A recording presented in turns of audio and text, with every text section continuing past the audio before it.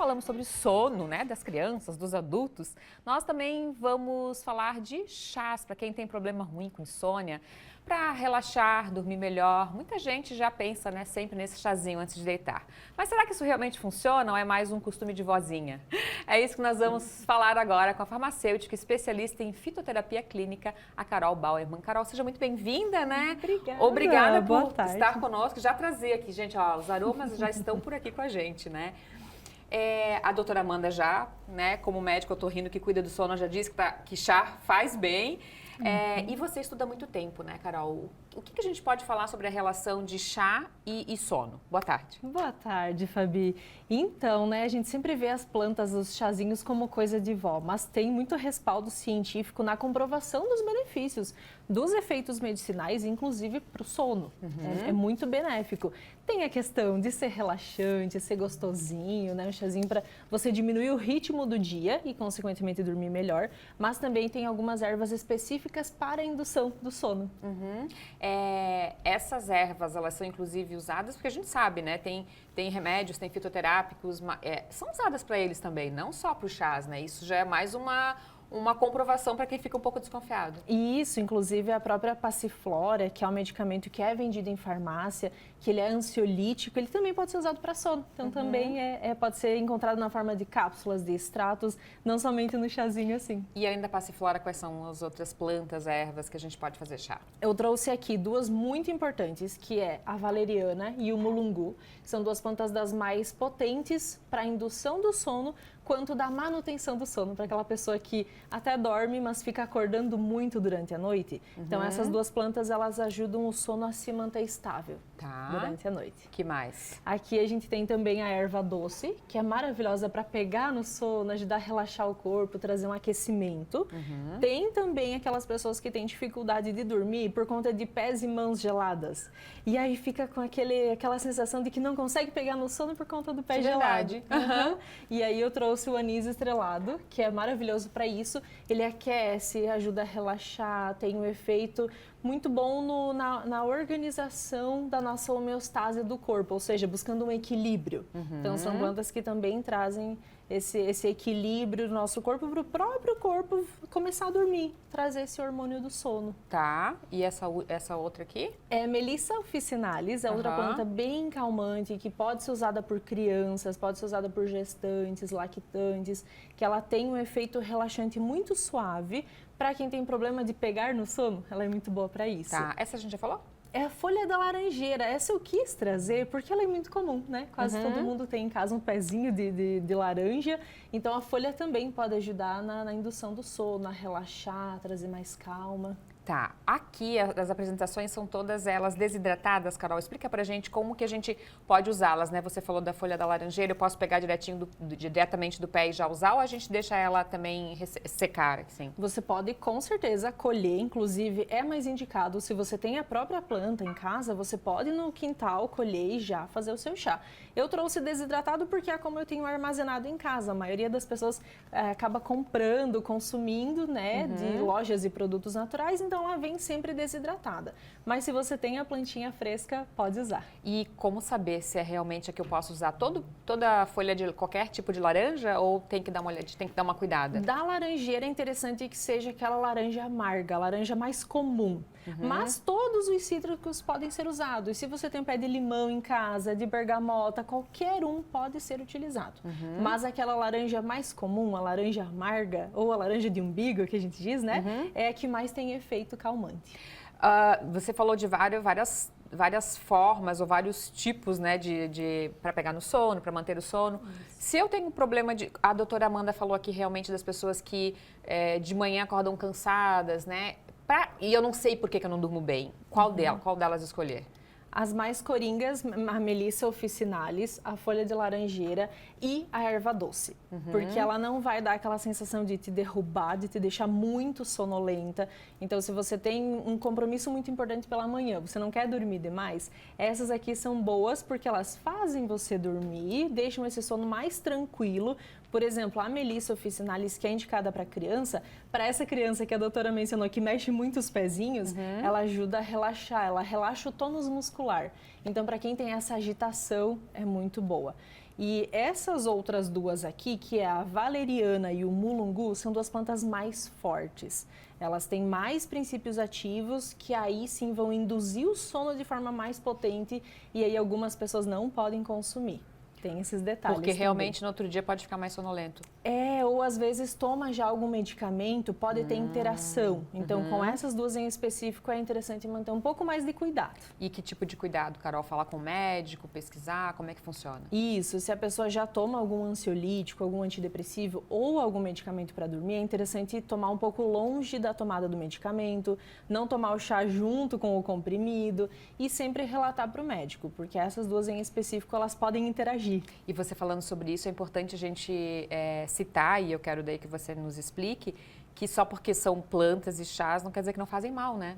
Muito pelo contrário, né? Como você acabou de citar. Exatamente, porque elas têm princípios ativos, assim como os medicamentos, só que numa dosagem muito menos concentrada, né? Uma dosagem menor. O efeito também ele é mais harmônico, então não vai chegar derrubando, dando muito sono, mas sim pode ter complicações, pode ter efeitos adversos, assim como o medicamento mesmo. Você falou sobre não tomar junto com medicamentos, tomar em outros horários. Qual é o horário mais adequado para tomar um chazinho desses aqui, né? Ou cada um desses para esse fim de ter um sono melhor?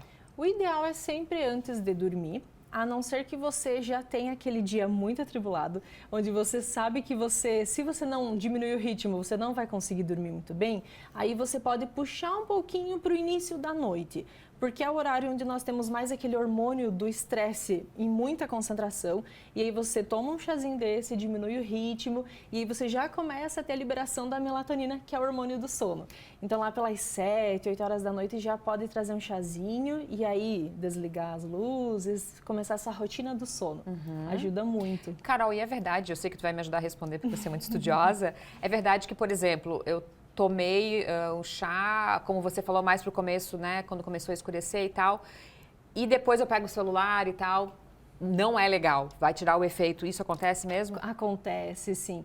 Interfere muito por conta da liberação dos hormônios mesmo.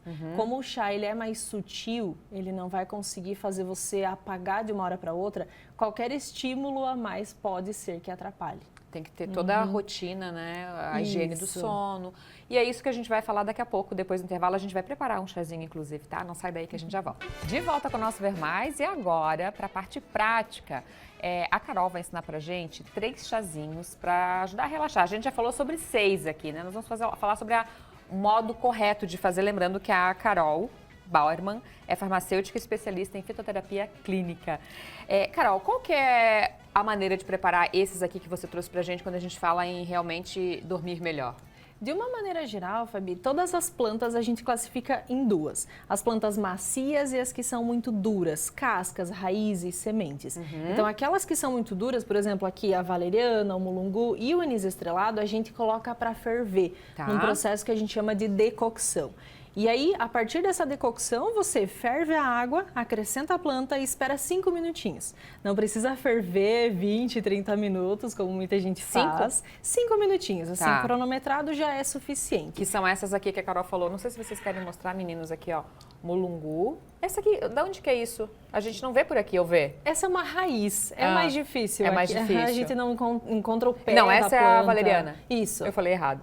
Mulungu é esse outro que parece que é uma casca. Uma casquinha. Também não tem muito aqui. Esse a gente vê bastante aqui. É uma flor linda, vermelha, e aí a gente consome a casca da árvore, do tronco. Essa e o anis estelado, que todo mundo já conhece mais, que são as que a gente chama as duras que a gente tem aqui, que tem que ferver. Isso. Tá. E as outras? E as demais, como elas são mais macias, independente se estão frescas ou desidratadas, como essas aqui, se a gente pega, elas não estão macias, né? Mas a gente tem uma planta que é mais fina, que é mais delicada. Então, essa daqui você pode simplesmente colocar na xícara, jogar água quente por cima, tampar para abafar um pouquinho e aí já pode consumir. O processo é mais simples. Coa daí, né? Isso. Ou então a gente pode usar um infusor, existem vários infusores bonitinhos e tudo mais, que aí você coloca a planta aqui dentro e aí você coloca na xícara. Vamos fazer uma, Carol, ao vivo? Vamos, sim. O que você me indica? Então, Bom, eu não vou poder dormir, né?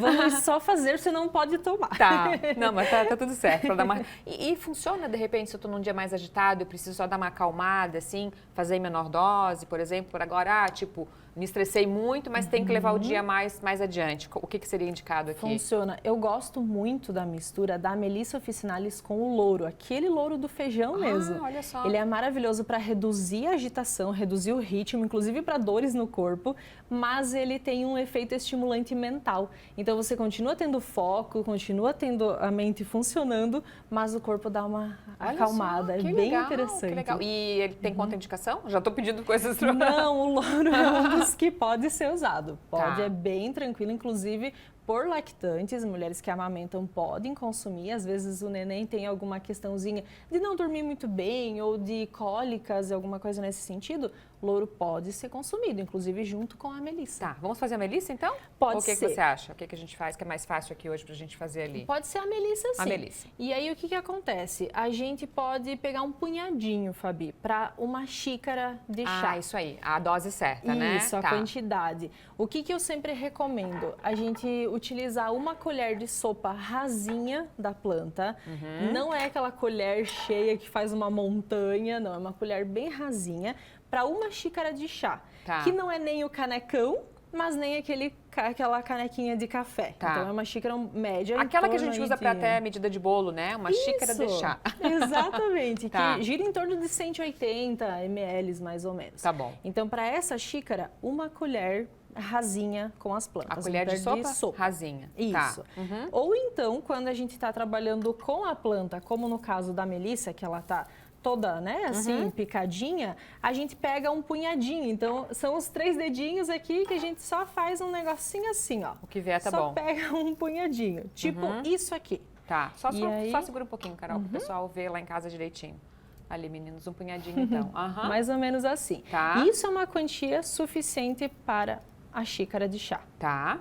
Ou se também você está em casa e você tem a própria planta, tem uma regrinha muito legal que você pode pegar as folhas ou, por exemplo, o capim-limão. Sabe a cidreira, aquela de capinzinho? Você pega a quantia que cabe da ponta do dedo indicador até o finalzinho da mão.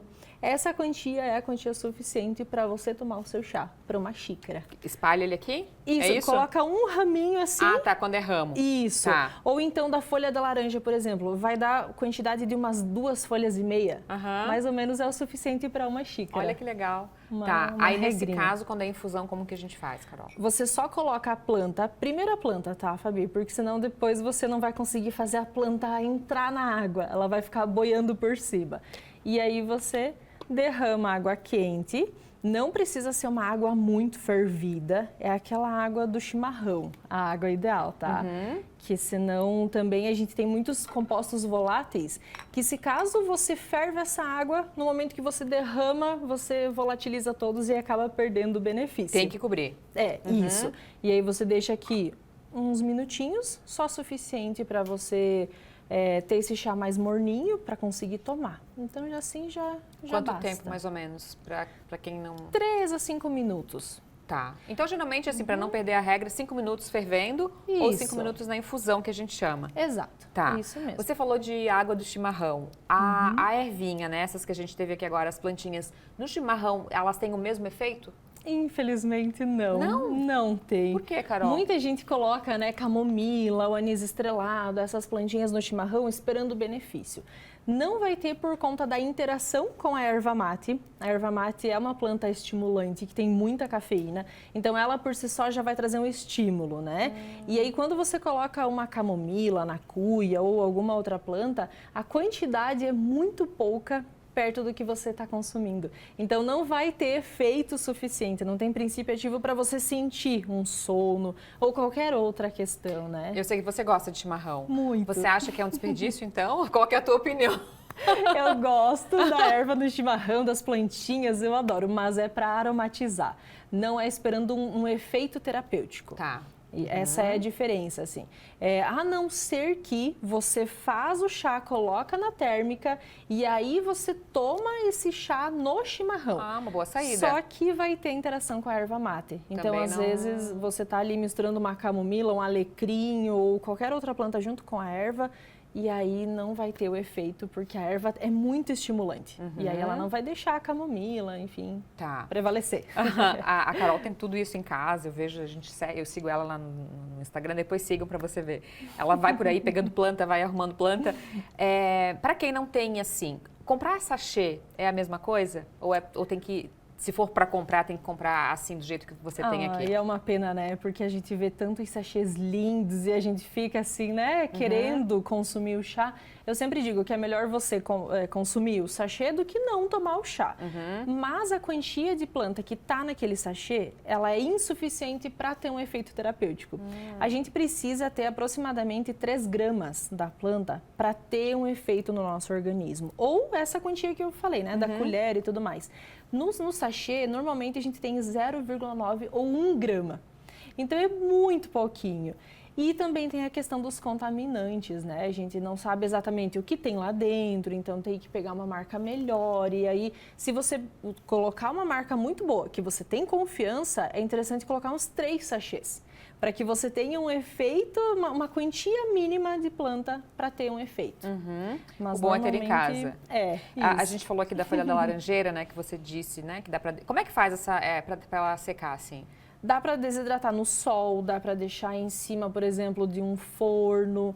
Você assou um bolo e aí tá aquele calorzinho do forno com o fogo desligado. Você pode colocar numa forma e colocar ali dentro do forno também. Tem algumas maneiras bem legais para desidratar. E quanto tempo ela dura assim? 1 ano. 1 ano? Isso. 1 ano ela consegue se manter. Mas aí tem que estar bem sequinha para ela não ter outro problema, né, Carol? Isso, para não ter fungos nem nada nesse sentido, assim. É sempre interessante, inclusive, cuidar a data da validade quando for comprar a planta.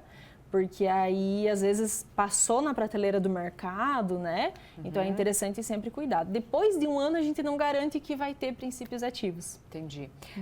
No começo de toda a nossa conversa lá, você falou a finalidade de cada uma para induzir o sono, outra para ter um sono de qualidade. Podemos misturar algumas delas? E o que não podemos, né? Porque também tem risco de misturar, como você falou, inclusive com a erva do chimarrão, né? Isso. Tá. O interessante é sempre cuidar para não misturar com aquilo que é estimulante, mas entre elas a gente pode sim misturar. Então você coloca uma erva doce com um funcho, bem tranquilo, um endro também, o anis estrelado junto com um cardamomo também funciona. A valeriana e o mulungu podem ir juntos, então a gente pode fazer essas misturinhas, a folha de laranjeira com a melissa, com o capim-limão também, dá pra gente misturar. O que é interessante, Fabi, é não passar nunca de 3 plantas, porque aí a gente tem uma dificuldade de garantir o que está sendo misturado com o que, né? Então esse efeito sinérgico acontece entre as plantas. O efeito de um chá com uma planta é já um chá com 2 ou 3, o efeito é muito maior. Então tem que cuidar com essa misturinha. Mas entre essas calmantes todas de hoje, por exemplo, eu poderia misturar todas entre elas, não tem problema. Só que então em eu 3. escolho no máximo 3. Tá. Eu lembrei de uma coisa que agora que eu tinha anotado para perguntar, já não sei onde está. A gente não falou chá de lavanda, porque a gente fala de lavanda muito para, pelo menos, óleo essencial, né? O aroma para acalmar. O chá também tem esse efeito? O chá tem um efeito, desde que não seja aquela lavanda que a gente vê nos jardins. Aquela não é tão calmante. Ela tem um princípio ativo que é um pouco mais estimulante, que é a cânfora. Mais do que calmante? Mais do que calmante. Olha só. Até para algumas pessoas ela tem um efeito relaxante. Mas a lavanda calmante é a lavanda francesa. Normalmente vendida nas lojas de produtos naturais como alfazema. Ela tem uma cor mais lilás. Essa Nós lavanda... não temos aqui. Não temos plantada, não. Essas que tem nos jardins, nos quintais, que é a lavanda brasileira, né? A lavanda dentata, que ela tem a folha com uns dentinhos, assim. Essa ela é mais estimulante do que calmante. Olha o perigo, né? Não para fazer mal à saúde, mas para fazer o benefício contrário do que você estava procurando, né? Isso, às vezes vai tomar achando que vai fazer dormir melhor e acaba ficando mais agitada, não entende, né? Não entende por que não fez certo. Cara, muito obrigada por ter vindo. Imagina. Depois eu vou dar um golinho no chá ali para me acalmar um pouquinho, mas eu não tô nervosa hoje. Volte sempre, tá? Muito obrigada, Muita Fabi. saúde para todos nós, gente.